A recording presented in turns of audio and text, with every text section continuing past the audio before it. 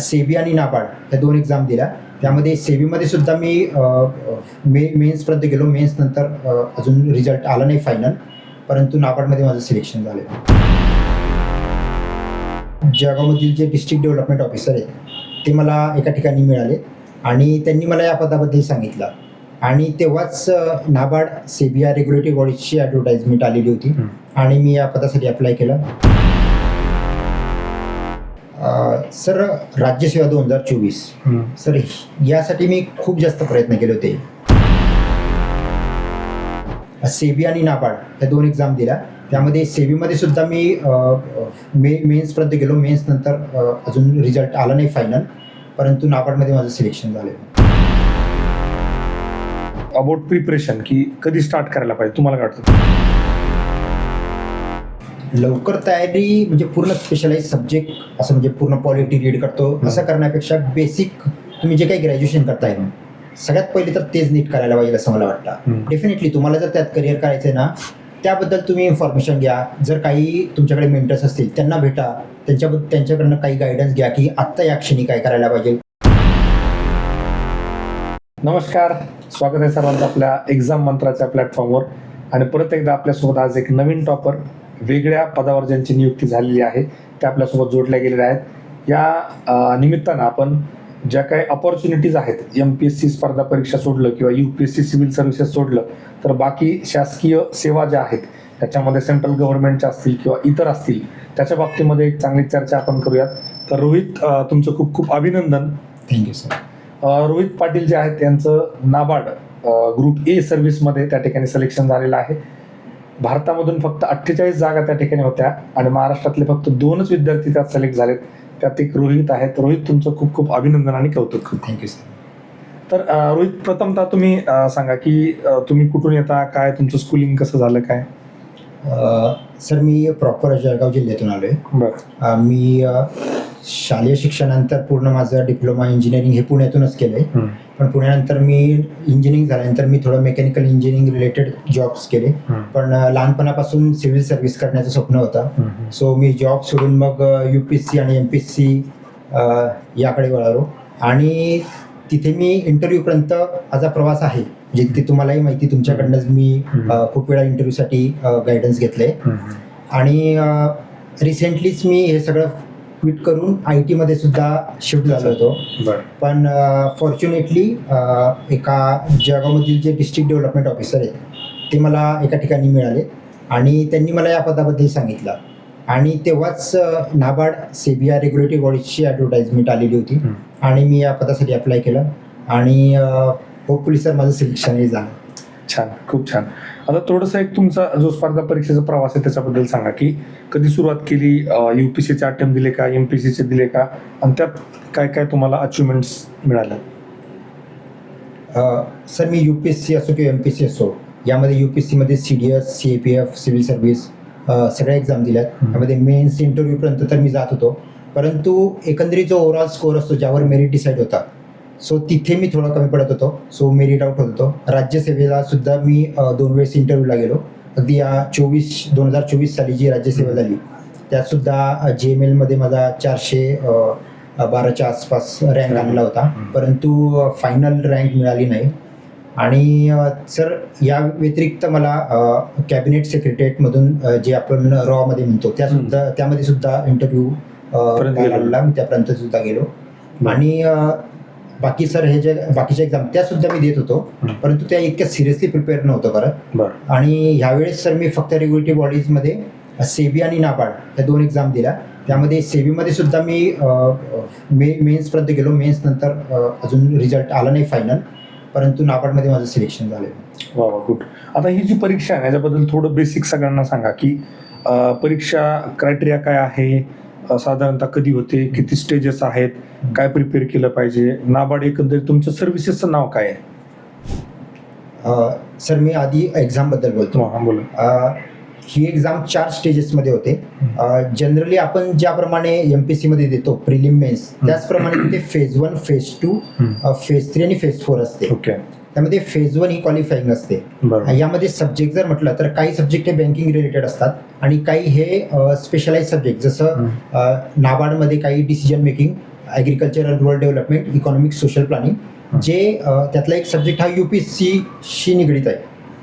पण एकदा फेज 1मधून क्लिअर झाल्यानंतर फेज 2मध्ये इंग्लिश एक पेपर असतो, ज्यामध्ये एसे, प्रिसाइज रायटिंग आणि पॅसेज असतात, ज्याचे आपले क्वेश्चन आन्सर करायचे असतात. डिस्क्रिप्टिव्ह पॅटर्नचा पेपर. डिस्क्रिप्टिव्ह पॅटर्न असतो. आपल्याला ते आन्सर लिहिण्याऐवजी टाईप करायचे असतात. ओके, टाईप करायचे, टायपिंग असतात. आणि दुसरा पेपर हा स्पेशलाइज असतो, ज्यामध्ये नाबार्डच्या फील्डमध्ये आपल्याला काम करायचं आहे. जसं जनरलिस्टमध्ये RDBS म्हणजे रुरल डेव्हलपमेंट बँकिंग सर्व्हिस आमच्या सर्व्हिसचं नाव आहे नाबार्डमधील.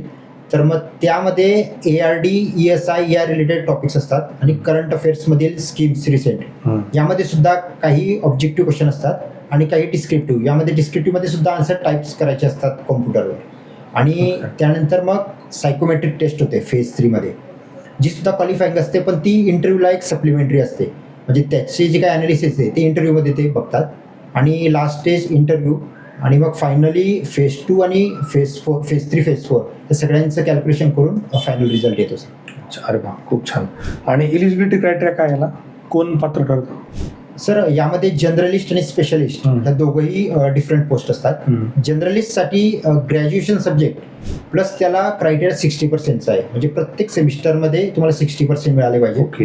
आणि स्पेशालिस्टमध्ये खूप सारे फील्ड्स आहेत, जसं food processing technology, agriculture technology, यामध्ये त्या स्पेशलाइज फील्डमध्ये ग्रॅज्युएशन झालेलं पाहिजे. फक्त सर यामध्ये वॅकन्सीज या खूप लिमिटेड असतात आणि एक्झाम ही रेग्युलर नसते, म्हणजे कधी 1 वर्षानंतर किंवा 2 वर्षानंतर असते. बरोबर. एक लक्षात घ्या, आता जे ग्रॅज्युएशनला आहेत ना, सेमिस्टरला एवढंही कॅज्युअली घेऊ नका की 60% मार्क पडणार नाहीत. बऱ्याचशा एक्झाम्सला त्या ठिकाणी 60%चा क्रायटेरिया आहे. त्यामुळे आपल्याला, आपण ग्रॅज्युएशन करत असू ते इयर वाईज असतील तर फायनल इयर्सचे मार्क जे आहेत, किंवा सेमिस्टर पॅटर्न असेल तर सेमिस्टरचं ॲग्रिगेट जे 60% आपल्याला मिनिमम मिळालं पाहिजे, जेणेकरून आपण पुढच्या बऱ्याचशा सर्व्हिसेसला इलिजिबल होतो. आता हा झाला, तर तुम्ही स्पर्धा परीक्षेची तयारी करताना तुम्ही क्विट केलं आणि तुम्ही IT फील्डमध्ये गेलात, म्हणजे तुमचा जो प्लॅन B होता तुम्ही ॲक्टिवेट केला. तर हा डिसिजन कसा झाला आणि याच्यामध्ये तुम्हाला काय वाटलं की आता आपण थांबलं पाहिजे? सर राज्यसेवा 2024 सर यासाठी मी खूप जास्त प्रयत्न केले होते. अगदी म्हणजे ते लॉ ऑफ अट्रॅक्शन, ते जे काही बुक्स आहेत सगळे, ते सगळे अप्लाय करून अगदी मी राज्यात पहिला येणार इतकं सगळं मी केलं होतं. आणि ती एक्झाम तुम्हाला माहिती असेल सर, कमीत कमी 1 वर्ष ती पोस्टपोन झाली एक्झाम. बरोबर. आणि त्यानंतर फायनल इंटरव्ह्यू पर्यंत गेल्यानंतर सुद्धा मला एका सब्जेक्टमध्ये हिस्ट्रीमध्ये स्पेसिफिकली कमी मार्क्स मिळाले होते, 15 मार्क्स कमी मिळाले, आणि त्यामुळे ते फायनल रँक गेली माझी. आणि त्यानंतर मला एवढं माहिती होतं की मी ज्याही फील्डमध्ये जाईल डेफिनेटली त्या फील्डमध्ये एक्सपर्ट डेफिनेटली मी बनण्याचा प्रयत्न करेल. आणि IT मध्ये जाण्यासाठी माझे खूप सारे फ्रेंड्ससुद्धा होते, ज्यांनी UPSC MPSC हे क्विट करून IT मध्ये खूप इझिली त्यांनी एंट्री घेतलेली होती. सो मी सुद्धा ते बघून किंवा एकंदरीत ते सगळं बघून मी डिसिजन घेतला होता की हे सगळं क्विट करायचं आणि एकदा IT मध्ये जायचं परमनंटली, जेणेकरून आयदर प्रेस्टीज नाहीतर मनी, म्हणजे यापैकी काहीतरी बॅलन्सिंग हवं. हा महत्त्वाचा मुद्दा. आपण नेहमीच प्लॅन B बद्दल चर्चा करतो. तर ज्यांचं प्रोफेशनल ग्रॅज्युएशन झालं त्यांना always that door is open, की वापस तुम्ही मेडिकल फील्डमध्ये जाऊ शकता, इंजिनिअरिंग फील्डमध्ये जाऊ शकता, किंवा तुमचे कुठलं प्रोफेशन असेल तिथे जाऊ शकता. मात्र एक गोष्ट अजून लक्षात येते की UPSC जर टार्गेट करत असाल तर अनसर्टनिटी खूप जास्त असल्यामुळे आपल्याला प्लॅन B कधीही त्या ठिकाणी चांगला असू शकतो. जर आपल्याला थोडीही मनामध्ये शंका असेल तर आपण त्याचा विचार करू शकतो. आता जेव्हा आपण स्पर्धा परीक्षेची तयारी करतो तर त्यामध्ये साधारणतः किती वर्षापर्यंत आपण तयारी केली पाहिजे, कधी ठरवलं पाहिजे की प्लॅन B ॲक्टिवेट करायचा? सर ॲक्च्युली याबाबत इनफॅक्ट तुम्ही क्वेश्चन विचारला की खरंच चांगलं झालं, कारण खूप साऱ्या मुलांना याबाबत काहीच कल्पना नसते. ते फक्त अभ्यास करतात आणि फक्त पुढची एक्झाम येते म्हणून त्या सायकलमध्ये लूपहोलमध्ये ते असतात फक्त. सर माझ्या मते जी काही एक्झाम त्यांनी तयारी केली त्याची पहिले 2 वर्ष तयारी करायला पाहिजे. ठीक आहे, तुम्ही त्या पहिल्या 2 वर्षात जर त्या एक्झाममधली कोणत्या स्टेजपर्यंत तुम्ही पास होत नसाल तर त्यानंतरची 1 किंवा मॅक्स 2 वर्ष तुम्ही त्या रिलेटेड सगळ्या एक्झाम दिल्या पाहिजे. पण त्यानंतर तुम्ही या फील्डमध्ये तुम्ही परत या फील्डमध्ये नको यायला असं मला वाटतं. डेफिनेटली ट्राय करायला पाहिजे, पण प्लॅन B ॲक्टिवेट करून नंतर करायला पाहिजे. आता इथं आपण असे म्हणू शकतो की समजा तुमचं ग्रॅज्युएशनला तुम्ही आहात, जर आधी ठरवलंय तर ग्रॅज्युएशन फर्स्ट इयरपासून अभ्यास करा, सेकंड इयर, थर्ड इयर, किंवा तुम्ही फायनल इयरला असताना पहिला अटेम्प्ट घेतलाय, त्यानंतरचे 2 अटेम्प्ट अजून म्हणजे 2 अटेम्प्ट तुम्ही समजा UPSCची तयारी करताय, फायनल इयर आणि त्यानंतरचं 1 वर्ष 2 अटेम्प्ट UPSC दिले, नाही झालं, तिसऱ्या अटेम्प्टमध्ये MPSC दिली किंवा तत्सम बाकी सगळ्या परीक्षा दिल्या आणि त्यानंतरही जर सक्सेस मिळालं नाही तर आपण हे क्विट करायला पाहिजे, असं एक साधारणतः अंदाज त्या ठिकाणाहून निघतो. आता दुसरं अबाउट प्रिपरेशन, की कधी स्टार्ट करायला पाहिजे, तुम्हाला काय वाटतं? 10वी 12वी? कारण माझ्याकडे तुम्हाला आता लिटरली सांगतो, 6वीच्या विद्यार्थ्यांच्या इन्क्वायरीज नाहीत तर त्या IAS21ला त्यांनी रजिस्टर केलेलं आहे. इथेच लोकलचे काही विद्यार्थी ऑलरेडी इथं भेटून घेऊन गेलेत पॅरेंट्ससोबत, तर खूप लवकर त्या ठिकाणी तयारी चालू करतात. अवेअरनेस खूप वाढला आहे. तुमचं काय म्हणणं याच्याबद्दल? सर, लवकर तयारी म्हणजे पूर्ण स्पेशलाइज सब्जेक्ट असं म्हणजे पूर्ण पॉलिटी रीड करतो असं करण्यापेक्षा बेसिक तुम्ही जे काही ग्रॅज्युएशन करताय ना, सगळ्यात पहिले तर तेच नीट करायला पाहिजे असं मला वाटतं. डेफिनेटली तुम्हाला जर त्यात करिअर करायचं आहे ना, त्याबद्दल तुम्ही इन्फॉर्मेशन घ्या. जर काही तुमच्याकडे मेंटर्स असतील त्यांना भेटा, त्यांच्याकडनं काही गायडन्स घ्या की आत्ता या क्षणी काय करायला पाहिजे. परंतु नॉर्मल आपण जे ग्रॅज्युएशन करतोय ते सगळं सोडून तुम्ही फक्त UPSC MPSCचे बुक्स वाचतायत, तर मला नाही वाटत ते काही योग्य डिसिजन आहे तो. दुसरा रोल ऑफ क्लास, की क्लास लावला पाहिजे का नाही लावला पाहिजे. याच्यामध्ये बऱ्याच जणांचं असं म्हणणं येतं की बाबा क्लास लावायची गरज नाही, स्वतः केलं तरी होतं. त्यात तुमचं स्वतःचं वैयक्तिक मत काय, म्हणजे ऑनेस्ट ओपिनियन जे काय तुम्हाला वाटतं ते? सर, मी सुद्धा क्लास म्हणजे ह्या एक्झामसाठी सुद्धा मी कोचिंग जॉईन केलेली होती. म्हणजे फक्त ते त्या रिलेटेड बँकिंग रिलेटेड कोचिंग्स असतात. आणि मी कोचिंग्समध्ये सुद्धा पूर्ण कोचिंग नाही घेतली, परंतु काही MPSC मध्ये सुद्धा जर मला वाटलं की या सब्जेक्टमध्ये काही मला वीक वाटतोय तर त्या रिलेटेड मी काही कोर्स केलेले आहेत. अगदी इंटरव्ह्यूसाठी मी तुमच्याकडे खूप वेळा भेटायला सुद्धा आलो. त्यामुळे जर तुम्हाला वाटत असेल की आपण म्हणजे 1% सुद्धा डाऊट वाटत असेल तर तुम्ही क्लास जॉईन करा. तुम्ही योग्य त्या मेंटर्सला भेटा. तुम्हाला हवं त्या लोकांकडून गायडन्स घ्या. कारण पास होणं किंवा आपला जे काही एम आहे ते साध्य करणं हे इम्पॉर्टंट आहे, ना की क्लास कसा आहे आणि क्लासचा रोल काय याबद्दल डिबेट करणं. म्हणजे मीन्स आणि एंडमध्ये, ज्याला आपण साध्य आणि साधनं म्हणतो, तर एंड जो आहे तो अचीव करण्यासाठी मीन्स कुठले वापरतात हे मॅटर करत नाही. मग स्वतः करताय, क्लास करून करताय किंवा अजून दुसऱ्या कुठल्या पद्धतीने करताय ते मॅटर करत नाही. सिलेक्शन झालं पाहिजे हे अत्यंत महत्त्वाचं आहे. आणि त्यात परत तीच नोट आहे, आता आपण क्लास आहोत म्हणून नाही, पण जेव्हा आपण एखादा क्लास करतो तेव्हा अर्थातच शिकवणाऱ्याकडे 2 गोष्टी एक्स्ट्रा असतात. आपल्याला 10 तास एखादा टॉपिक करायला लागत असेल तर ते साधारणतः 5-6 तासामध्ये तिथे होऊ शकतात. आणि दुसरी सगळ्यात महत्त्वाची गोष्ट काय असते की एक डिसिप्लिन लागते. नाहीतर काय होतं, आपण क्लास नाही जॉईन केला ना, टंगळमंगळ होत राहते. ते पुढे कॅरी उद्या करू परवा करू. तुम्हाला जेव्हा क्लास असतो त्यावेळेस तुम्हाला मॉक टेस्ट असतात, विकली टेस्ट असतात, सेशन्स असतात, ते अटेंड करावं लागतात. त्यावेळेस त्या गोष्टी कराव्या लागतात आणि तुम्ही त्या फ्लोमध्ये, त्या प्रवाहामध्ये, त्या एक शेड्यूलमध्ये, रुटीनमध्ये सगळ्या गोष्टी फिनिश करतात. वाटतं तिथं एक थोडासा ॲडव्हान्टेज त्या ठिकाणी होऊ शकतो पुढे फ्युचरमध्ये तयारी करणाऱ्या विद्यार्थ्यांसाठी. आता एक झाला आपला नाबार्डचा विषय, तुम्ही CAPFचा पण एक विषय म्हटला. अजून कुठल्या अपॉर्च्युनिटीज आहेत त्या MPSC आणि UPSC सोडून बाकी सेंट्रल गव्हर्नमेंटच्या म्हणा किंवा स्टेट सर्व्हिसेसमध्ये आपल्याला मिळू शकतं? एक रॉ पण तुम्ही मेन्शन केलं. सर, रॉ तर डायरेक्ट रिक्रुटमेंट नसते. जी मुलं CAPF किंवा सिव्हिल सर्व्हिसचे इंटरव्ह्यू देतात फक्त त्याच मुलांना ते डिरेक्टली इंटरव्ह्यूसाठी कॉल करतात. तर त्या रिलेटेड IB मध्ये सुद्धा आहे. त्यानंतर बँकिंगमध्ये किंवा रेग्युलेटरी बॉडीजमध्ये अगदी म्हणजे इनफॅक्ट मी सुद्धा RBI, नाबार्ड याबद्दल मला एवढं अवेअरनेस नव्हती आधी, किंवा आता रिसेंटली सुद्धा इनफॅक्ट RBIची सुद्धा रिक्रुटमेंट सुरू आहे. त्यामुळे रेग्युलेटरी बॉडीजमध्ये जास्तीत जास्त मुलांनी जायला पाहिजे. कारण या फील्डमध्ये म्हणजे मला सुद्धा एवढं आयडिया नव्हती की स्टेट सर्व्हिस किंवा सेंट्रल सर्व्हिस यापेक्षा जास्त सॅलरी रेग्युलेटरी बॉडीजमध्ये असते. अगदी RBI मध्ये तर म्हणजे 30 लाख पर ॲनम एवढं तर मला नाही वाटत कुठला देत असेल. नाबार्डमध्ये सुद्धा सेकंड हायेस्ट आहे. त्यामुळे 22 लाख म्हणजे माझ्यासाठी तर खूप जास्त आहे या क्षणी तरी. आणि याचा रोल सुद्धा खूप चांगला आहे. म्हणजे जर नाबार्डविषयी सांगायचं असेल तर फर्स्ट प्रमोशन हे डिस्ट्रिक्ट डेव्हलपमेंट ऑफिसर म्हणून होतं. तेव्हा तुम्हाला एक पर्टिक्युलर डिस्ट्रिक्ट देतात. त्या डिस्ट्रिक्टमध्ये तुम्ही एक ॲज अ 1 मॅन पोस्ट असतात. म्हणजे तुम्ही नाबार्डचे फक्त एकच अधिकारी असतात. डिस्ट्रिक्ट कलेक्टरसोबत तुमची कोऑर्डिनेशन किंवा लायझनिंग असते, मीटिंग्ज अटेंड करायचे असतात. आणि एकंदरीत जे काही क्रेडिट पोटेन्शियल आहे डिफरंट सेक्टरचं ते तुम्हाला असेस करायचं असतं. आणि त्यानंतर ते किती अलॉट करता येईल MSME सेक्टरसाठी, ॲग्रिकल्चर सेक्टरसाठी. अगदी म्हणजे जळगाव जिल्ह्याचं मी पोटेन्शियल लिंक प्लॅन चांगला अभ्यासला इंटरव्ह्यूसाठी. म्हणजे 10,332 करोड रुपये हे वर्षाला फक्त जळगाव जिल्ह्यासाठी येतात. त्यामुळे ते किती आणि कोणत्या सेक्टरमध्ये कसे अलोकेट करायचे हे याचा रोल हा डिस्ट्रिक्ट डेव्हलपमेंट ऑफिसरचा असतो. म्हणजे असे खूप सारे ऑपॉर्च्युनिटी आहेत जे आपल्याला माहीत नसतात आणि मुलं फक्त MPCतल्या डिस्ट्रिक्ट कलेक्टर आणि डेप्युटी कलेक्टर आणि DYSP हे फक्त त्यांना बघून एक्झाम देतात. पण याच्या वॅकन्सी या फक्त 10 ते 15 असतात. अगदी MPC मध्ये सुद्धा 450 वॅकन्सीमध्ये सप्लाय इन्स्पेक्टर ही एक पोस्ट आहे ज्याबद्दल काहीच आयडिया नसते की नेमकं काय, आणि त्याचा रोल सुद्धा खूप जास्त असा इम्पॅक्टफुल नसतो. त्यामुळे खूप डायव्हर्स ऑपॉर्च्युनिटी एक्सप्लोअर करायला पाहिजे आणि अगदी कमी वयात करायला पाहिजे की जेणेकरून आपण चांगल्या ठिकाणी आपले जे काही कॉन्ट्रीब्युशन आहे ते चांगल्या ठिकाणी देऊ आणि आपल्या स्वतः सेल्फ डेव्हलपमेंट होईल त्याप्रमाणे. येस, नक्कीच. मला असं वाटतं बऱ्यापैकी गोष्टी सांगितलेल्या आहेत.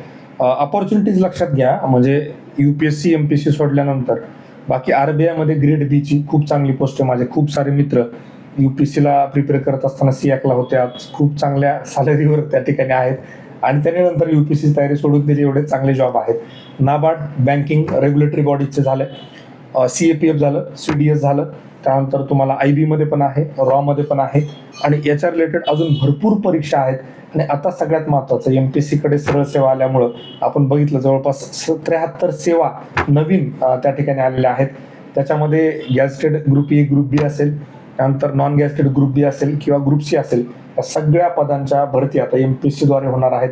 त्यामुळे पुढे येणाऱ्या काळामध्ये जे आता ग्रॅज्युएशनला विद्यार्थी आहेत त्यांच्यासाठी खूप चांगल्या संधी तिथेही असणार आहेत. एक थोडंसं प्रिपरेशनबद्दलचं की टेकअवेज किंवा तुमचा जो एक्सपिरियन्स होता की कुठल्या गोष्टी हिट झाल्या किंवा कुठल्या नाही झाल्या की मी हे करायला पाहिजे होतं, त्यांना माझं सिलेक्शन लवकर झालं असतं पाहिजे. 1 2 3 4 5 म्हणजे काही पण असेल, सिलेबस असेल, कंटेंट असेल, रिव्हिजन असेल, अप्रोच असेल किंवा अजून कुठल्या गोष्टी असतील की या मला असं वाटतं की जर केल्या सिलेक्शन लवकर होऊ शकतं. सर सिलेक्शनमध्ये डेफिनेटली 2 आस्पेक्ट आहे त्याचे. पहिला आस्पेक्ट की PYQ ॲनालिसिस, सिलेबस, आपण अप्रोच काय करतो, टेस्ट सिरीज काय करतो, जो काही कंटेंट रिलेटेड आहे. आणि इनफॅक्ट मला असं वाटतं की माझ्यापेक्षा जास्त इथे तुम्ही त्याबद्दल चांगल्या मुलांना गाईड करतात. पण जो दुसरा आस्पेक्ट आहे त्यावर मी खूप रिसेंटली काम केलंय आणि मला असं वाटतं की त्या आस्पेक्टमुळे मला खूप साऱ्या गोष्टी या चांगल्या पद्धतीने कळाल्या. अगदी स्पर्धा परीक्षा असो किंवा इतर दुसरे फील्ड असो. आता ज्याप्रमाणे इथे बुक्स ठेवले तुम्ही, atomic habits by James clear, आता हे मी बुक रीड केले. आता या बुकमध्ये म्हणजे यासारखे मी खूप सारे बुक्स रीड केले रिसेंटली आणि या बुक्समधून जे काही कळालंय, आता तुमच्या खूप लहान हॅबिट्सला तुम्ही कंट्रोल आणि मॅनेज करायला पाहिजे. अगदी मी म्हणजे लायब्ररीमध्ये सुद्धा रात्री 12-1 जरी झाले तरी मी 7 वाजता लायब्ररीत जातो म्हणजे जातो. अगदी म्हणजे कालपर्यंत सुद्धा मी अभ्यास करत होतो. आणि अभ्यासाव्यतिरिक्त दुसऱ्या सुद्धा काही हॅबिट्स असतात आपल्या, म्हणजे लॉ ऑफ अट्रॅक्शन असेल, जसं द सिक्रेट म्हणून बुक आहे. त्यानंतर व्हिज्युअलायझेशन करायला पाहिजे. चांगल्या पॉझिटिव्ह लोकांच्या सराउंडिंगमध्ये आपण असले पाहिजे. आणि सगळ्यात महत्त्वाची गोष्ट की तुमचा कॉन्फिडन्स हा खूप चांगला असला पाहिजे. कारण कॉन्फिडन्स नसेल आणि थोडी रिस्क टेकिंग ॲबिलिटी असेल तरच या फील्डमध्ये सक्सेसफुल होणार. आणि इनफॅक्ट मी माझ्यासाठी स्वतःच्या सेल्फ डेव्हलपमेंटसाठी इमोशनल क्वेश्चन आणि ॲडव्हर्सिटी क्वेश्चन या 2 आस्पेक्टवर मी जास्त काम करतो. म्हणजे इमोशनल इंटेलिजन्स कसं जास्तीत जास्त इम्प्रूव्ह करता येईल आणि ॲडव्हर्सिटी क्वेश्चन म्हणजे ॲडव्हर्स कंडिशनमध्ये किती पीसफुल आणि स्टेबल राहता येईल. आणि हे सगळं मी जे काही माझे फ्रेंड्स पास झालेत, अधिकारी झालेत किंवा चांगल्या पदावर आहेत, या सगळ्यांनी मला याबाबत ह्या 2 आस्पेक्टवरच काम करायला सांगितलं. आणि आय थिंक जे कोणी सक्सेसफुल होतात त्या 2 आस्पेक्टमुळेच सक्सेसफुल होतात असं मला वाटतं. बघा, खूप चांगल्या गोष्टी सांगितल्या आपण. कंटेंट, PYQ ॲनालिसिस सगळ्याबद्दल बोलतो आणि मागच्या काही दिवसांपासून मी कन्सिस्टंटली YouTube लाईव्हमध्ये तुम्हाला आठवत असेल एक गोष्ट बोलतोय, मॅनिफेस्टेशन करा. आणि आपण फक्त लॉ ऑफ अट्रॅक्शन पुरतं मर्यादित न ठेवता मी एक नवीन ॲड केला, लॉ ऑफ ॲक्शन. फक्त विचार करून होणार नाही, आपल्याला मेहनत घ्यावी लागेल, कष्ट घ्यावे लागतील. मात्र त्यासोबत तुम्ही जे सांगितलं एक्झॅक्टली मी तेच सांगतोय सगळ्यांना की व्हिज्युअलायझेशन करा, मॅनिफेस्ट करा, इमॅजिन करा की तुम्ही पास झालेला आहात, तुम्ही पास होत आहात, तुम्ही मेन्स देत आहात. आणि या पद्धतीनं स्वतःमध्ये एक पॉझिटिव्हिटी आणा आणि तुमच्या ॲक्शन ज्या आहेत त्या प्रॉपर डायरेक्टेड ठेवा, जेणेकरून रिझल्टमध्ये जास्त त्याचा इम्पॅक्ट आपल्याला बघायला मिळेल. आणि ह्या छोट्या छोट्या गोष्टी मॅटर करतात. निगेटिव्ह लोकांपासून दूर राहा, निगेटिव्ह गोष्टींपासून दूर राहा, डिस्ट्रॅक्शन्सपासून त्या ठिकाणी दूर राहा, टेम्परामेंटवर चांगलं काम करा. कितीही भयानक सिच्युएशन असू द्या, कितीही ॲडव्हर्स सिच्युएशन असू द्या, MS धोनीसारखं आपल्याला कूल राहता आलं पाहिजे. जेव्हा आपण कूल असतो तेव्हा आपण आपले 100% देतो, आपले डिसिजन्स योग्य होतात, इमोशन्सनं कॅरीड अवे होत नाहीत. Objective based merit based decisions असतात. त्यामुळे ह्या सगळ्या गोष्टींवर आतापासून काम करा. आणि जसं मी अटॉमिक हॅबिट्स आहे, छान पुस्तक आहे, हे पण अजून चालूच केलं मी जस्ट वाचायला. तुम्हाला मी सांगेल की छोट्या छोट्या गोष्टींची सवय लावा, एक डिसिप्लिन लावा, रुटीन चांगलं ठेवा, एक शेड्यूल बनवा प्रॉपर. त्याच्यामध्ये हेल्थचे 4ही ॲस्पेक्ट आपण जेव्हा हेल्थ म्हणतो, फिजिकल, मेंटल, स्पिरिच्युअल आणि इमोशनल ॲस्पेक्ट जे आहेत हेल्थचे, ह्या सगळ्यांवर काम करा. हेल्दी राहा. हेल्दी माइंड जो आहे तर चांगल्या गोष्टी ब्रीड करतो. त्यामुळं आपलं स्वतःच्या आरोग्याकडे लक्ष, रुटीन आणि शेड्यूल ठेवून प्रॉपर जर आपण त्या ठिकाणी अभ्यास चालू केला तर निश्चितपणे 2-3 वर्षामध्ये UPSC सारख्या डिफिकल्ट परीक्षेमध्ये पण आपल्याला यश मिळवता येतं. आपण वेळोवेळी बघितलेलं आहे. परत एकदा रोहित तुमचं खूप खूप अभिनंदन. आणि तुम्ही इथं वेळ काढून आलात. ॲक्च्युली त्यांना घरी जायचंय पण तरीही ते आलेत, विद्यार्थ्यांसोबत या गोष्टी शेअर केल्या, त्याबद्दल तुमचे खूप खूप आभार. आणि सारखं विद्यार्थी मित्र आपल्याला मागच्या काही दिवसापासून प्रचंड चांगला रिस्पॉन्स देतात, त्याबद्दल सगळ्या विद्यार्थी मित्रांचे खूप खूप आभार. Thank you so much.